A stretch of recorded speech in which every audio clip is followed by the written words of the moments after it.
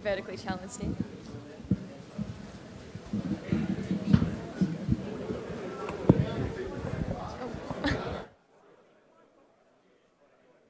Message?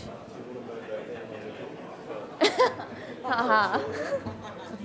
Be mindful that if you're reading off the screen. Yeah. Because it's live streaming, they need to. Okay. Could I have attention, please?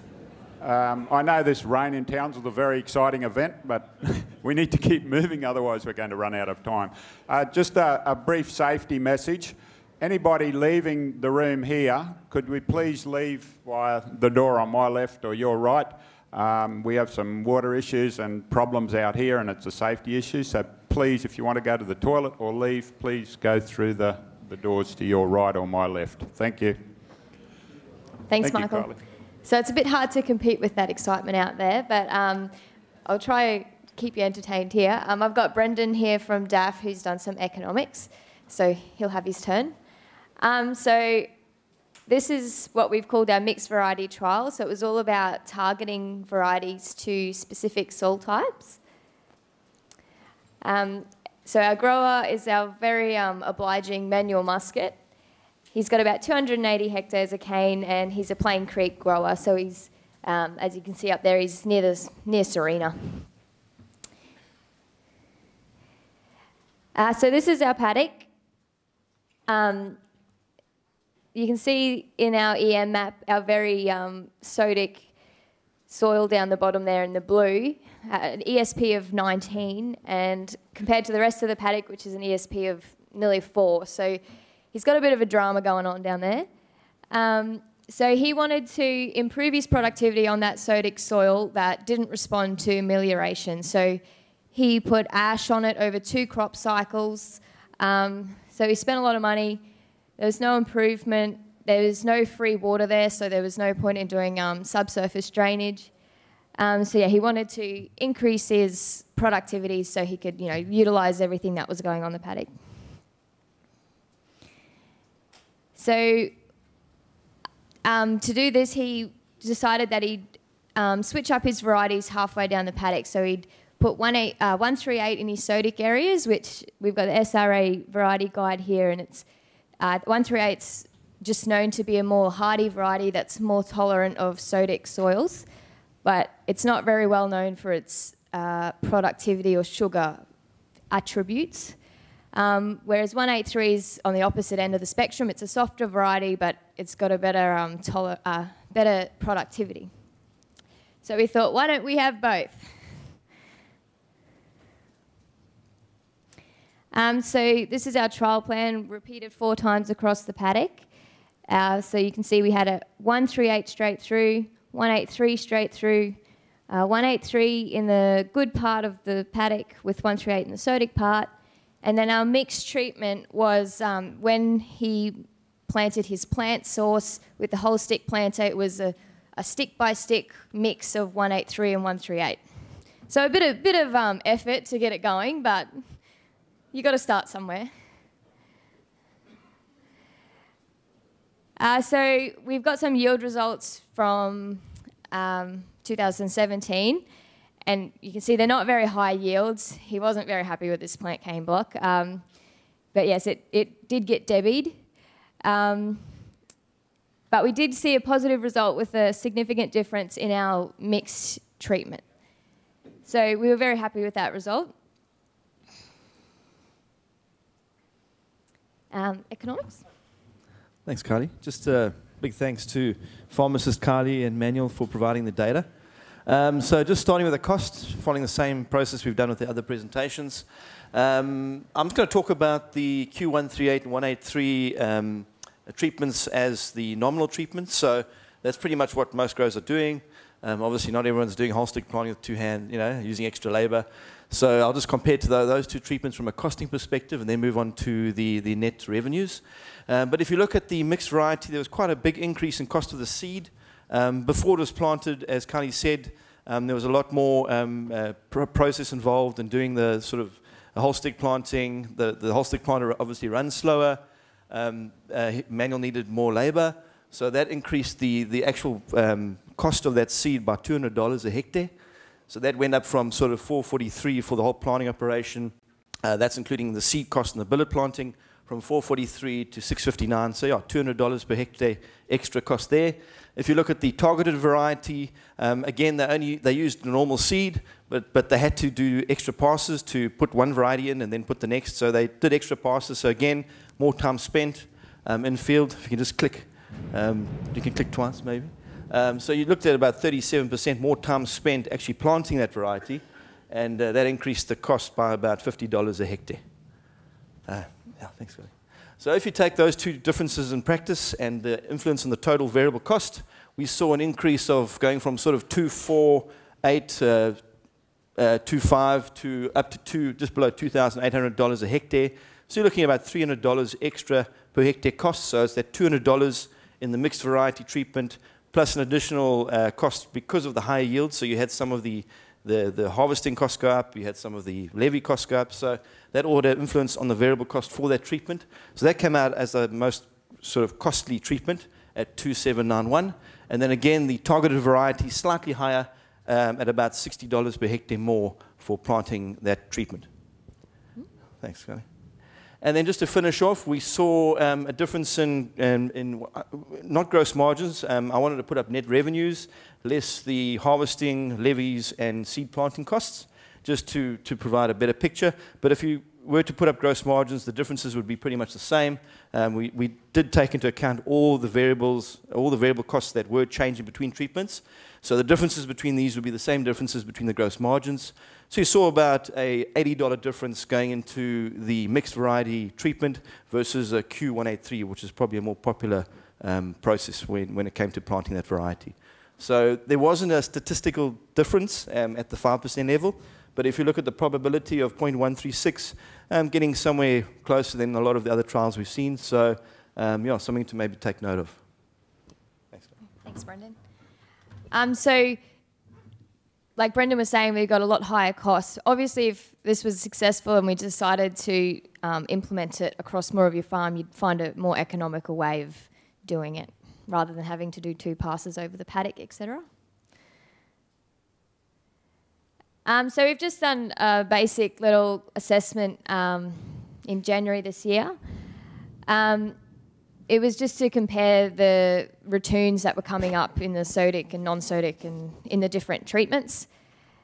Q138 was significantly lower in canopy cover than the other treatments, so you sort of expect that compared to 183. But there wasn't much difference between the sodic and non-sodic ends.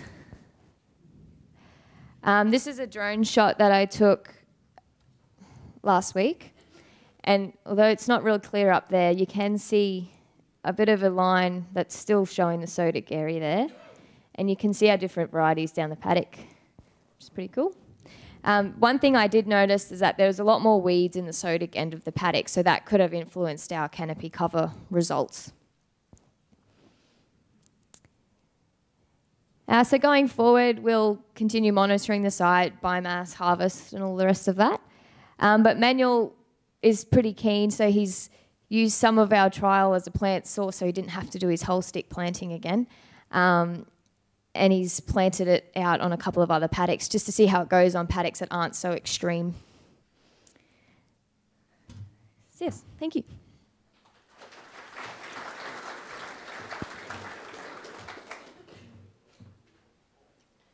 Any questions? Yes, we've got a few.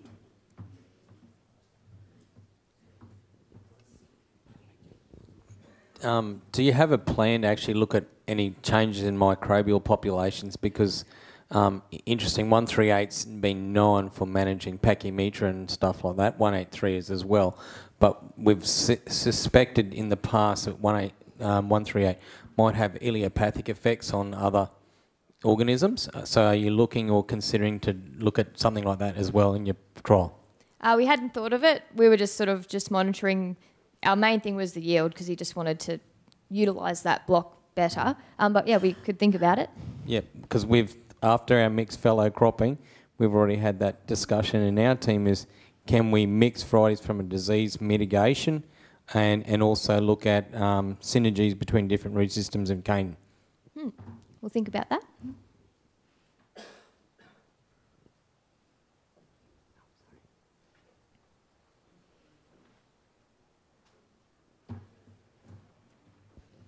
Hey, Kylie, have you thought about every second row, one row of Q183 and one row of 138 instead of mixing the varieties? Every second row. We could do that. Different. No, I think it was Rob and Manuel that sort of came up with this plan. So they could have some reason why they didn't, but that's another option, I suppose. Yeah, we've got a bit of an accidental trial down in Proserpine. We got a rower. We tried some skip row, 4 different varieties. 212 was one of the varieties we tried, and it just it's a pretty ordinary variety. So instead of planting it out, we planted the skip row part of it. We planted 240, and a lot better crop. Yeah. But we have got, the rest of the block is 3 other different varieties on skip row, but that's for another day. Thank you. Is there any other questions? That was a bit of a communication breakdown between the mill and the trial harvest. No, we only had, and we couldn't do small mill CCS because of the variety mix. You couldn't be sure that you're getting a representative sample. So, yeah. Yeah, we figured that one. We'll improve that this year. Any other questions for Kylie? No, strength. All right, thank you very much, Kylie, and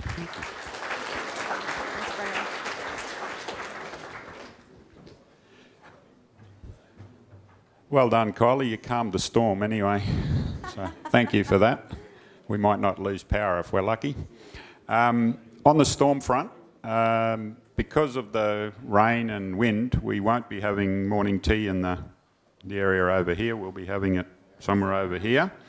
So morning tea will be about half an hour late, so we'll carry on until 10:30. Our next speaker is Alan Lynn. Alan Lynn is a grower from the Herbert region, and what Alan's been looking at, his trial, he's looking at there's different forms of lime out there and lots of claims about it, so in his trial he's trying to prove which one of these is the best in his farming situation. And Megan will be helping him with that. Megan will be doing most of it. Just to let you know a little bit about me, I'm a 4th gen farmer in Ingham, and I'm just northeast Ingham, so we'll go from there. Why do I want to do this trial? Because I struggled. I put lime out all the time and never saw a direct result, or struggled to see a result. So the Herberts basically, most of their soils are acid, around 5. So I wanted to find out what was going on. Every soil recommendation I had was pretty standard: 4 tonne per hectare, low pH, low calcium, high aluminium. I wanted to see if I had fixed the problem, what the end result was, and was I heading in the right direction. So I went to Megan with the trial, and she's come up with it, and we've gone from there.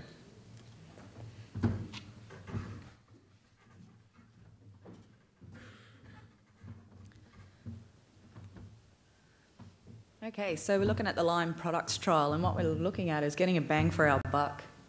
The trial was established in August 2017, so just last year. Our objectives were to increase our pH levels, to see which lime product will work faster at shifting those pH levels, to compare lime products, their effectiveness and their cost and how much they will lift production. We want to compare ag limes to prilled limes or ultra-fine limes and see the differences there. And we're there's also been mentioned that lime-based products may tie up your phosphorus when applied with the fertiliser ban, so we want to investigate that as well. The lime products being assessed, so our treatment 1 is agricultural lime, which will increase the pH of acidic soils, provide a source of calcium, magnesium for plants, improve water penetration for acidic soils, and improve uptake of major plant nutrients. Our second treatment is a mix. It's kill and dust at 20% and ag lime at 80%. The kill and dust is a little bit dearer, but it is supposed to work a bit quicker and better due to a fine particle size, and it has a shorter reactive time than ag lime. The kill and dust, will work quicker due to the high percentage of fine particles and a higher percentage of calcium. It needs to be worked in or watered into the soil profile. If the kill and dust is left on top, it can crust over like cement and it becomes unavailable again. And the third treatment that we wanted to compare is the Calcipril product by Omnia. It's a 2 to 6 ml prill made from very finely ground high purity calcium carbonate. The Calcipril product can be applied to established pastures or crops at any time and is ideal for shifting pH rapidly. Calcipril is highly reactive and equally effective at rates 80 to 90% lower than ag limes, or at least so they claim. So this is just our trial design. It's a strip plot trial design, randomised and replicated 3 times, and we have 3 different treatments, as I mentioned earlier. We've taken our sampling points sort of around where that the line is there, which is about 35 to 40 metres off the end of the paddock. So I'm just going to quickly talk about the quality of the lime and our pH values. Firstly, 3 important points about soil pH and lime. The first point is that the Herbert region is renowned for acidic soils. We average from about 4.5 to 5.5 pH, and that's across most of the region. So this means that most of our major nutrients are partially tied up within the soil and are hard to access. And so liming becomes a necessity for growing cane and legumes for us in the Herbert. Our second point is that soil pH can affect the availability of our major plant nutrients and some of the micronutrients, especially your calcium, magnesium and your phosphorus. And obviously the purpose of liming is to shift that pH so those major nutrients become available. And the third point is I just wanted to point out a few things about lime. So the neutralising value of a lime base is based on the percentage of calcium carbonate within the product. And a good quality agricultural lime should have a neutralising value of the very least 85 out of the 100%. Most of them will sit about 95 and above. And particle size with your ag limes is also important to take into consideration. Any particle that won't sieve through a 300 micron sieve is anywhere between, it becomes less effective, so it can be anywhere from 60 to 10% effective compared to anything that will pass through that 300 ml sieve will be 100% effective at neutralising that acid. So this is just a good little table that I've seen, and it points out our problems, considering that we sit here to about, good soil in Herbert's probably at 6 without liming. So you can see that the majority of our major nutrients are tied up. So, Alan, I might get you to jump back up and say how we originated this set of sampling. Well, originally, a few years earlier, I'd taken a sample out of the truck when it was delivering because I thought the quality wasn't real flash. So I took a 2 kilo sample, we weighed it out, and we purchased a 0.25 mil sieve. That's what I was led to believe at the time was standard gauge. And we sieved it. 1.1 kilos went through the sieve, 0.9 didn't. And the 0.9 was like putting your hand in a bucket of sand. That's how coarse it was. We've been to Mirror, I shouldn't say a name, but we've been to the lime company. Been to the lime company, and they said to me, or said to us, that must have had a hole in the screen that day. but I didn't get a discount. So that led on further to this.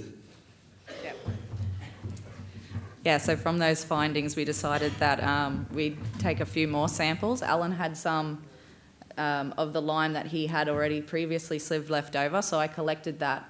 The trial was set up a little bit later to the rest of Alan's farm, so we had another, this is the trial sample here, and this was our kiln dust sample here. And I collected samples off the back of the truck, similar to Alan, and we sent them away to Environmental Analysis Laboratories, or EAL, down in Brisbane, I believe it is, South Australia. Northern New South Wales, my mistake. So what I'd like to point out here is that this is the cut-off line, that 300 micron sieve. Anything below this is 100% effective. These ones start to become less and less effective. This is about 10 to 0% effective and may take up to 20 years to break down. And this one will be about up to 60% effective. And then you'll start, this one will be between 80 and 100% effective. So I basically did a bit of maths, and what we've got is 100% of our effective lime is sitting here. So looking at the kiln dust, it is better, so it should be, because it has that finer particle size, though not quite as good as we expected it to be. So that was a bit of an interesting find. We also got them analysed for nutrients, and basically I wanted to point out the calcium here.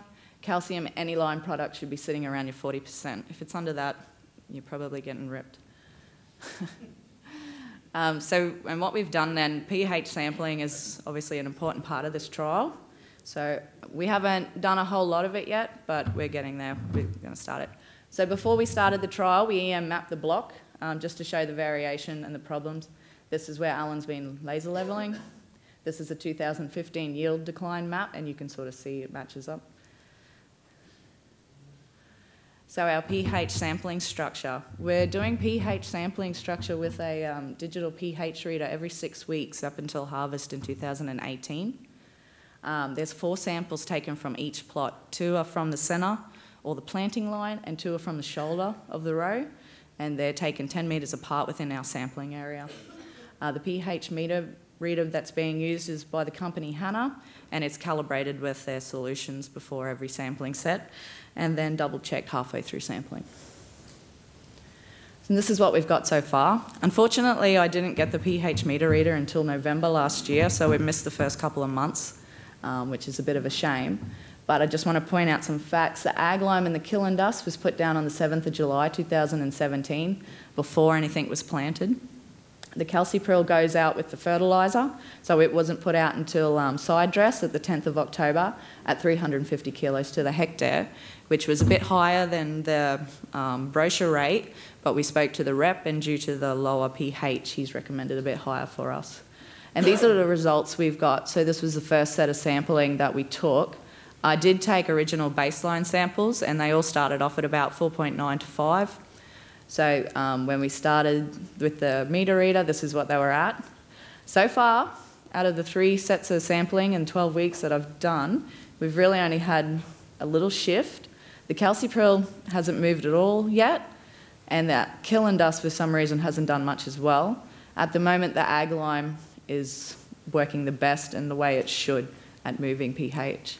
So that's what we've found so far. I'm hoping as I take the samples every 6 weeks for the next few months, that this data set will start to look a bit prettier. So when trials bring up more questions, when we sort of got the first lot of tests back and it wasn't moving the way we thought it would, we decided that we'd better look into a calcium release rate trial. It's just a little side trial to back our data up. And so this project came about by not being able to measure much change in Alan's pH trial, and the test will measure any change of pH over time from various forms of calcium. This information will be valuable in helping us evaluate pH with possible phosphorus tie-ups applied in the same fertiliser band. These are the products that we'll be testing, and the water we're basically doing it in buckets of water. The water will be treated with hydrochloric acid to lower the pH, and then we'll use a pH tester, and we'll take tests every 7 days for 6 months out of all these treatments. So that should be some interesting data, and hopefully help us line our own data up with the field trial. So dollars to hectare. With the calcipril versus the ag lime, there's always a little bit of a, which is better overall in costings. Calcipril, you have to apply it every year. We get ag limes, you only got to apply once a crop cycle. So what we want to look at is which product will be more economical and which product's going to improve our yield and sugar the best. I just did a little quick table. So these are the rates that we've used in the trial. These are the costings that I've gotten from Ingham Growforce. And so if you're looking at a calcium cost per kilo, you can see that you are paying quite a bit more for your calcium compared to your ag limes. In saying that, you don't need to put out as much. This is how much calcium you're putting out to the hectare between the two products. Understanding that the calcipril is a finer lime and will react faster, which is why you don't need as much. And then you're looking at dollars per hectare sort of thing. But you've got to keep in mind that you're only putting the ag lime on once every crop cycle. So if you're getting a good return of at least 5 to 6 years, this works out to be fairly even. The calcipril's a little bit dearer, but not much. So what's next for the lime products trial? As I said, it's only been established last year, so we'll take harvest from it in the season. And we'll continue our pH testing every 6 weeks. Where in March, we'll take some phosphorus soil tests to assess possible P-tie-ups. And we'll do third leaf sampling to assess calcium uptakes. And then at harvest time, we'll send our results through the mill to get our yield and our CCS. And then I'll do another soil pH after harvest. And hopefully by then I have a nice pH shift line over the year of how it works. And then when we get all of this together, we'll also do an economics comparing the prices between the ag and our yields and everything like that. So I just want to touch on AusCal trials. These are also a part of Catalyst, and AusCal is another fine, ultra-fine lime or prilled lime that you can mix with your fertiliser. Since we have a lot of issues with this in Ingham, we thought this was quite important. So the objectives of the AusCal trial are to monitor the crop yield and quality when the AusCal is applied at different rates within the fertiliser band. We're going to monitor pH and the potential tie-up of phosphorus, and we're hoping to improve our calcium uptake and get a better yield. Why trial AusCal? So the NutriFert Australia brochure claims certain things that are sometimes a bit controversial or contradictory. The AusCal brochure claims that they can be applied with standard fertiliser application equipment, straight or blended with fertiliser. The ultrafine particle size of their product, which is 99% neutralising value, results in a high reactivity of pure calcium carbonate. The lower rates allow for annual soil maintenance combined with your fertiliser application, and this product provides effective treatment for soil pH problems where calcium deficiencies exist.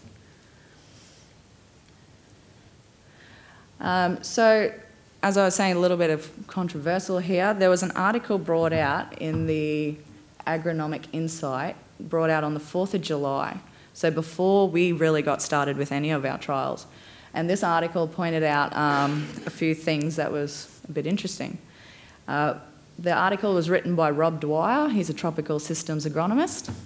And he states in the article that lime applied in the narrow band, no matter how high its neutralising value, will not effectively reduce your pH of the entire crop root zone, and it will only work in that small area around the fertiliser band. Soil amendments such as lime are used to correct soil acidity. This is the main reason. The main reason for this is that aluminium can increase to toxic levels in acidic soils. And this aluminium toxicity can reduce our root vigour and mass, and it limits the areas that our roots can safely explore the soil for water and nutrients due to that low pH outside of that tiny band zone. The email. All right, so there was a bit of an incident, and we spoke to some professionals, Phil Moody and Andrew Wood, and this email was sent around to Herbert growers and resellers from Lawrence, our manager at HCPSL. just sort of stating that it's probably not a good practice to mix your fine line prills with your fertiliser due to pH shifting and the DAP. So if your DAP and your pH shifts into this, your lime products basically become ineffective and it's not going to do anything anyway. It is only a small area of that's changing the pH. And so basically this was put out to our growers to say, think about what you're doing before you go. So the meeting that come up after it, Auscal caught wind of our email and they weren't entirely happy. They basically, they wanted to discuss with us the issues that were raised within the email. They didn't fully agree with our outcomes and what Phil Moody and Andrew Wood and even Rob Dwyer had stated previously. And so we pretty much come to the conclusions that, okay, we'll trial it and we'll see, we'll find out some hard data. They had their article that they sent to us, pretty much saying why they believe that their product wouldn't tie up phosphorus and still works effectively at shifting your pH. So that's that article there, and I have it if anyone's interested.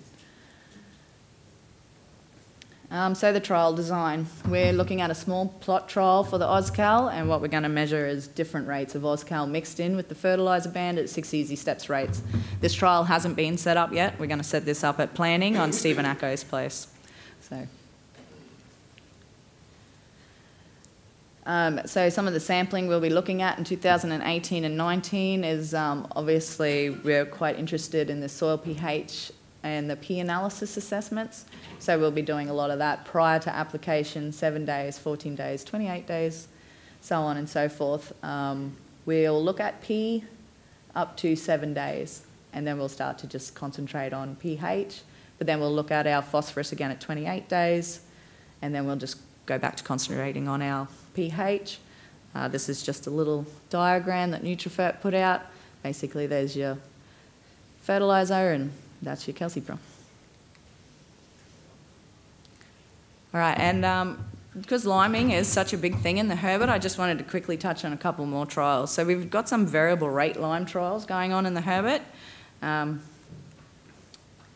Basically, with the urging of HCPSL and the mill MSF, Mirrowinnie Lime have come to the party, and they've developed a system where they're able to use the technologies and put the variable rate into their trucks, so we can now put a variable rate of lime down on our paddocks. This is Lawrence DeBella's farm. It was EM mapped and the zones were picked out that needed to be more. And so the variable truck on a GPS guidance system will put out the required amounts in these required zones. Yep. And another thing that we're looking at there is zonally applying the lime, but variably at a variable rate across the paddock. And I have a little video here, I think. Oh, we got no sound? Oh no, there we go. So you can see that this is reducing the dust. It's on a guidance system. So your lime's going down into that growing zone.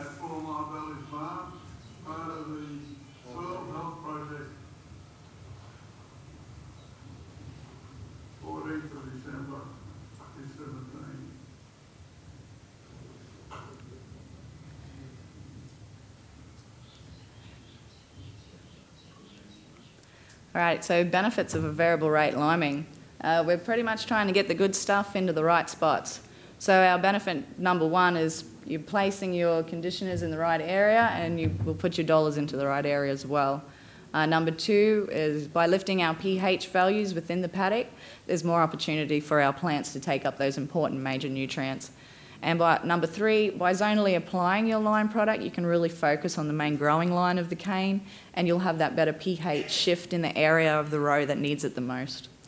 Looking into the future, I have heard in the grapevine that there's a possibility that we may be able to do a similar mapping version the way we do EC mapping, but we'll be able to do it with pH mapping across our block, or at least that's what we're aiming for, hopefully.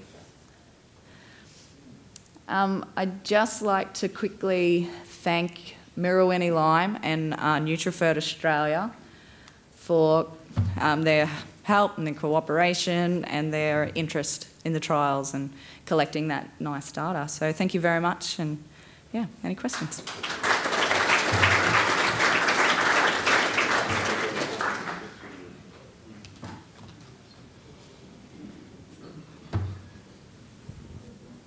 I'd actually like to just make one comment. When we put the recommendation out, some people have taken it as you can't mix Auscal with your fertiliser. What we're saying is be really careful mixing phosphorus-based fertilisers with the product, because there is a possible chemical reaction in there. You can still go and put your Auscal without a phosphorus-based product. We're not saying not to do it, but you can do it, but not with your phosphorus. Okay, so if you're putting urea and potash out, you can go and put it out. But it's the phosphorus that we have the concern about. Yeah, Megan, yeah, good trial. Good to see some work going on with lime. 4 tonne per hectare, what were you aiming to shift the pH to? Oh, well, we'd like to see it at least move up to 6 or possibly 6.5 would be good. Yeah. Yeah, and the kiln dust, is that burnt lime? Yes, that's correct. Well, the carbonate gets burnt off it, doesn't it, when they burn it? Yeah, so it's when it burns, it turns into carbon, sorry, let me get this right, calcium oxide. But then from what I've read in literature, when you mix it back in with the soil, it has another reaction and turns back into an available source. Of calcium or? Calcium, yes. Yeah, but what about the carbonate for the pH shift? For the pH shift? Oh, the oxide will do it?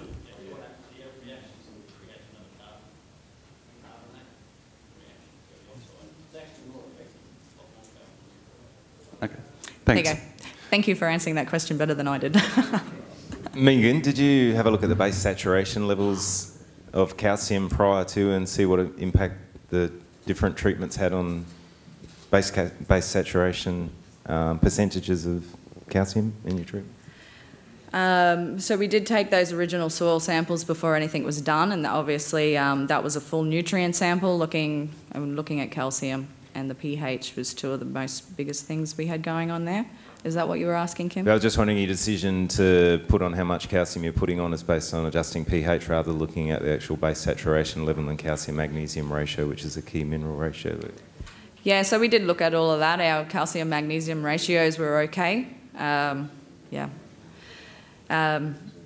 we're looking at...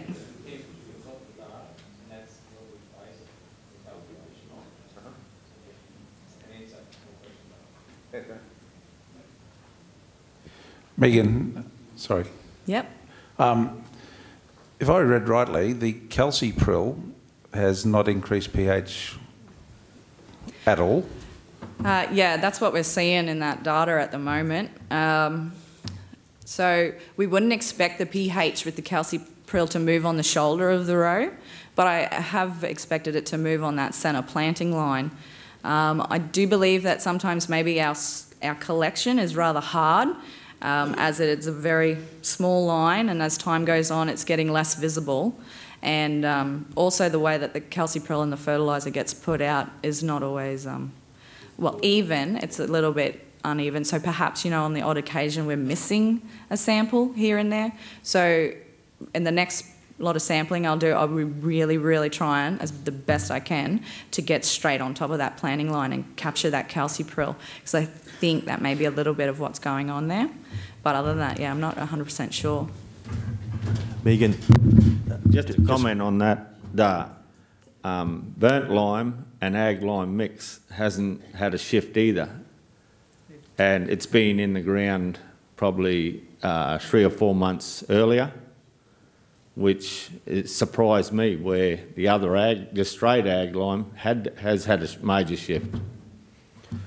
Megan, I'm wondering if you've done any bucket-based tests to measure pH shift using the lime or the burnt lime.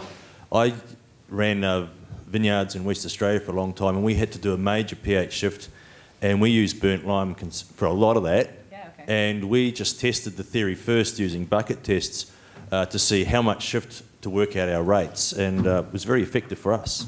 Yeah, sorry. Yeah, so we're definitely going to have a look at that with that calcium release rate trial. That's pretty much done in bucket testing. And we'll look at the treatments that we've used in the trial, and we'll do them exactly, well, you know, we'll work out the equations and we'll do it to the same ratios as the trial, and we'll look at other things as well. We've got cement powder in there because we know that should shift our pH quickly, so that's sort of a bit of a base, and then we'll have a control as well. And we'll do that over a 6-month period with those buckets, and hopefully that will back up some of the data